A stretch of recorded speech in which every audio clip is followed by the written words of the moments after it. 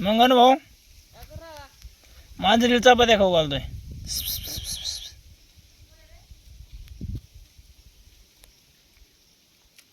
घरच्या मांजरीचा आपल्या येत नाही. चपट टाकलेलं बसून द्या त्या. थांबतेच थांब 1 मिनिट. व्हिडिओ काढतो, यूट्यूबवर टाक येतो. इथं